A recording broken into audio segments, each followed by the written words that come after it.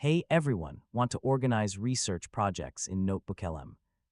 In this video, I'll show you how to manage your research materials, structure your notes, and create a better workflow in NotebookLM step by step.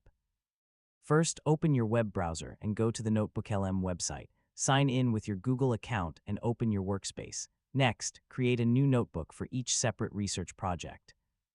I mean, keeping different topics in separate notebooks helps you stay organized and avoid mixing information. Now add your research sources, such as PDFs, Google Docs, websites, notes, or other supported files related to your project. Next, organize your documents with clear file names before uploading them. Use names that make it easy to identify each source later. Once your sources are added, review the generated summaries and ask NotebookLM questions to understand your research materials. Create organized notes by saving important findings, key quotes, ideas, and conclusions from your research. Next, use NotebookLM features like summaries, study guides, FAQs, and structured notes to turn your sources into useful research materials. For larger projects, divide your research into smaller sections and create separate notebooks or source groups for different topics.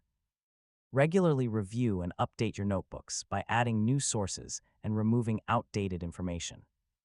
Finally, use your organized NotebookLM research project to create reports, presentations, articles, or other content more efficiently. And that's how to organize research projects in NotebookLM.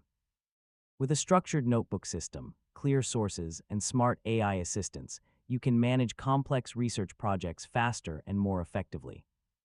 Thanks for watching, and don't forget to subscribe for more easy technology guides.